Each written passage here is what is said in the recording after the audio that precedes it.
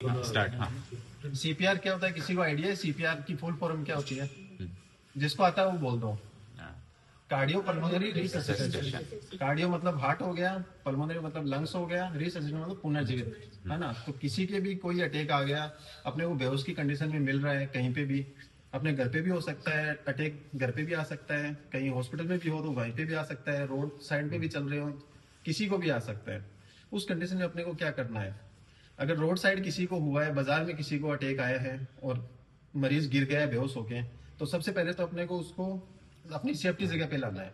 ये नहीं कि बीच बाजार में आप रोड पे कर रहे हो, कहीं दूसरी जगह कर रहे हो, तो सबसे पहले उसको सेफ्टी की जगह लाओ।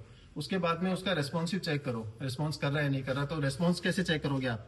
अगर नाम जानते हो तो नाम से बुलाओगे किसी को, अगर उसका नाम पता है तो। नहीं पता है तो कि भाई साहब, भाई साहब, भाई साहब। तो अपने को देखना है अपनी आंखों से, मतलब वर्बली वो रेस्पॉन्स कर रहा है नहीं कर रहा, हाथ पैर हिला रहा है नहीं हिला रहा, नहीं हिला रहा। उसके बाद में आप उसकी पल्स चेक करोगे। पल्स के लिए आप सीपीआर कर रहे हो तो कैरोटिड पल्स चेक करोगे आप। तो कैरोटिड अपनी थायराइड के 1 सेंटीमीटर लेटरल साइड में आप चेक करोगे तो फील होती है अपने को। तो कैरोटिड चेक करोगे, कैरोटिड पल्स भी फील नहीं हो रही, उसके बाद में आप सीपीआर स्टार्ट करोगे। इसके बीच में आपको क्या करना है? असेसमेंट कर लिया आपने कि रेस्पॉन्स नहीं कर रहा, पल्स चेक कर ली, उसके बाद में कॉल फॉर हेल्प के लिए करना है आपको, एम्बुलेंस को 108 पे कॉल करना है। अगर वहां पे और भी लोग हैं तो आप किसी और को बोल दो, क्योंकि आप बोलोगे आपको सीपीआर भी करना है तो टाइम वेस्ट होगा उसमें। कॉल फॉर हेल्प के लिए बोल दिया, 108 पे कॉल करने के लिए।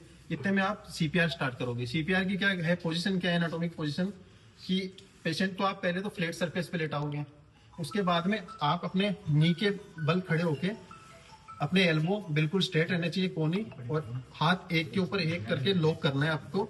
और जो स्टर्नम है, निप्पल से नीचे 2 सेंटीमीटर नीचे, लोअर 1/3 स्टर्नम, वहां पे हाथ रख के आपको बिल्कुल स्ट्रेट करना है, आपको कोनी नहीं मोड़नी। उसके बाद में आपको 30 कंप्रेशन देने हैं। 30 कंप्रेशन मतलब आपका चेस्ट कम से कम 2 सेंटीमीटर नहीं, हाँ सॉरी, 2 इंच नीचे जाना चाहिए। सेंटीमीटर में तो 4 to 5 सेंटीमीटर डेप्थ जानी चाहिए, ठीक है, चेस्ट की। उससे कम नहीं होना चाहिए, उससे कम होगा तो फिर आपका सीपीआर की वो कंडीशन सही नहीं होगी, सीपीआर सही नहीं होगा। उसके 30 कंप्रेशन देने हैं आपको। 1 मिनट के अंदर कम से कम 100 से 120 के बीच में कंप्रेशन देने हैं आपको। उसके बाद में आपके 30 कंप्रेशन पूरे हो गए तो आप बीच में कैरोटिड उसकी पल्स फील करोगे।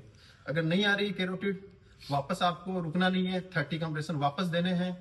वापस 30 कंप्रेशन देने के बाद में आप वापस चेक करोगे।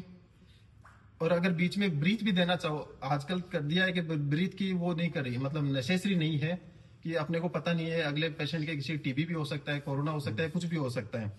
अगर ब्रीथ हो तो ब्रीथ आपको देनी है 30 कंप्रेशन के बाद में। मुंह खोलोगे, उसका मुंह खोल के अपने मुंह से ब्रीथ देनी है।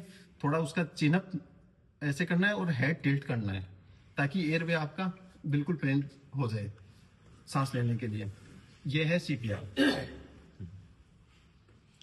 सीपीआर किसी भी स्ट्रोक की कंडीशन में या हार्ट अटैक कंडीशन में बहुत ही यूजफुल है। वो एक जीवनदायी प्रोसेस है। हाँ। वो अगर सही समय पर सीपीआर किसी को मिल जाता है तो वो उसकी जिंदगी बच सकती है।